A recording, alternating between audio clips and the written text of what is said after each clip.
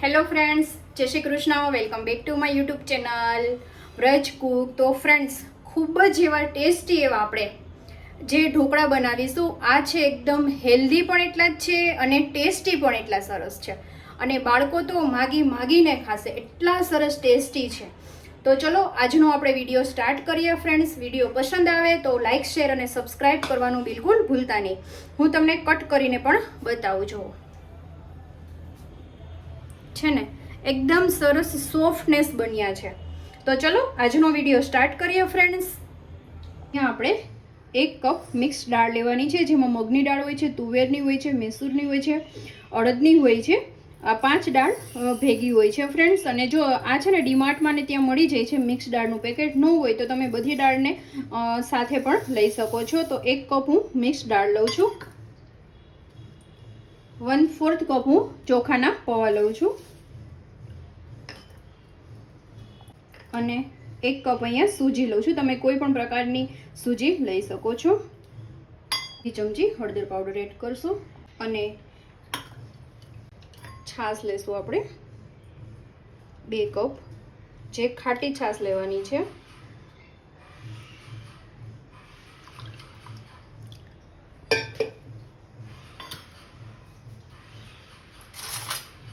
અને એકદમ સરસ રીતે મિક્સ કરી લેશું આપણે.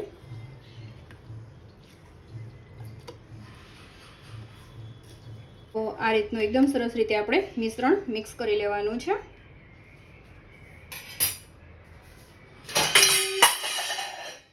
અને હવે આપણે ઢાંકીને આને 2 થી 3 કલાક માટે રાખી દેશું. ફ્રેન્ડ્સ, આપણે અડધી કલાક થઈ ગઈ છે. બેટરને આપણે જોઈ લઈશું. તો જો આ રીતનું છે ને એકદમ ઠીક થઈ ગયું છે. હવે આપણે આને ક્રશ કરવાનું છે.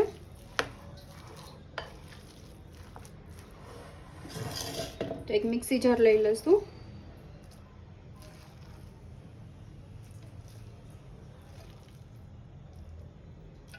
અને એમાં હું 4 થી 5 મરચાં, થોડા સ્પાઇસી હોય એવા, અને 1 ટુકડો આદુનો એડ કરી દઈશ.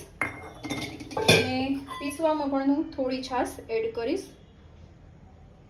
1/2 કપ જેટલી. અને હવે સરસ રીતે એને બ્લેન્ડ કરી લેશું. આ રીતની એની છે ને રાખવાની છે થિકનેસ. આ રીતના વટાઈ જવું જોઈએ. હવે એક આપણે બાઉલમાં કાઢી લઈશું. આ રીતના બધું જે છે દાળ એને હું પીસી લઈશ. તો હવે અત્યારે મેં જેટલી ડીશ બનાવી હોય એટલું અલગ કાઢી લેવાનું. તો એક બાઉલમાં અલગ કાઢી લીધું છે. અને ટેસ્ટ પ્રમાણે નિમક પણ મેં એડ કરી દીધું છે.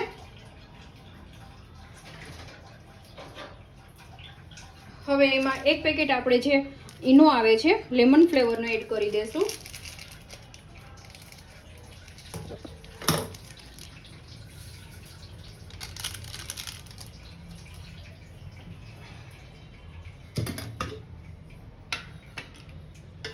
અને થોડું એવું સિંગ તેલ એડ કરી દેશું.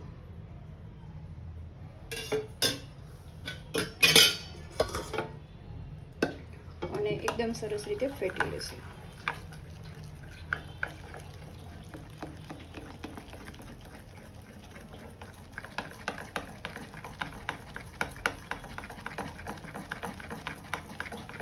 આ છે ને ફ્રેન્ડ્સ, તમે બ્રેકફાસ્ટમાં પણ બનાવી શકો અને સાંજના ડિનરમાં પણ તમે બનાવી શકો અને બાળકોના લંચ બોક્સમાં પણ આપી શકો. હવે આપણે જે ઢોકળા મૂકવા છે એ પ્લેટ લઈ લેશું. એમાં આપણે તેલ ગ્રીસ કરી લેશું.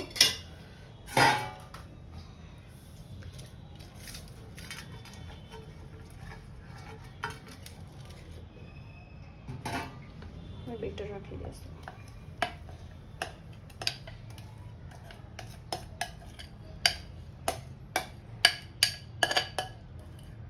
હાઈ ફ્લેમ ઉપર ફ્રેન્ડ્સ આપણે એને 15 મિનિટ માટે કરી લેશું. હાઈ ફ્લેમ છે હાઈ જ રાખવાની છે. અને 15 મિનિટ આપણે એને કૂક થવા દઈશું. આપણે એક મસાલો રેડી કરી લઈએ.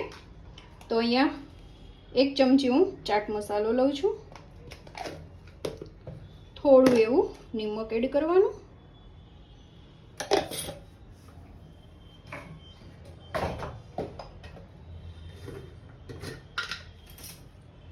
બે ચમચી લાલ કાશ્મીરી મરચું.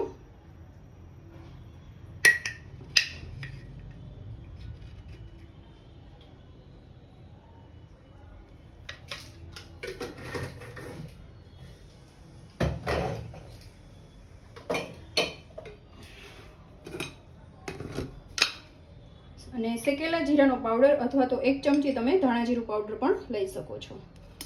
મસાલાને એકદમ સરસ રીતે આપણે મિક્સ કરી લઈશું.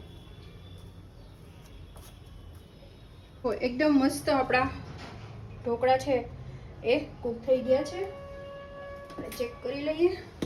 તો જો એકદમ સરસ ચોખ્ખું ચપ્પુ નીકળે છે, તો આપણે બહાર કાઢી લઈશું એને.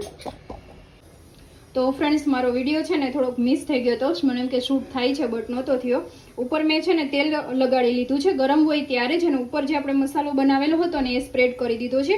જે આખાઈમાં આપણે આવી રીતના આપણે સ્પ્રેડ કરવાનો છે અને પછી આપણે રો ટેમ્પરેચર પર આવવા દઈશું. રો ટેમ્પરેચર પર આવી જાય ને એટલે પછી આપણે એને કટ આપી દઈશું. તો જુઓ, જોતાં જ તમને ખબર પડી જશે કે કેટલા સોફ્ટનેસ થયા છે જ્યારે આપણે કટ લગાડીએ છીએ.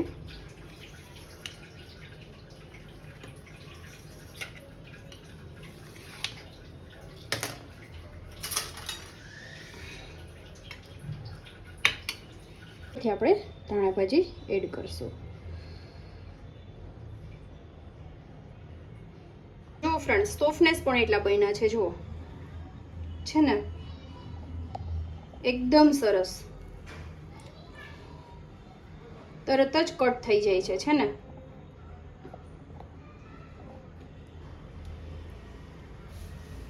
ફ્રેન્ડ્સ, આપણા જે ઢોકળા છે બનીને રેડી થઈ ગયા છે. ખૂબ જ એવા ટેસ્ટી, હેલ્ધી અને ડિનરમાં પણ બનાવી શકો ફ્રેન્ડ્સ, અને લંચમાં પણ બનાવી શકો, બાળકોના લંચ બોક્સમાં પણ આપી શકો. એટલા હેલ્ધી છે ફ્રેન્ડ્સ.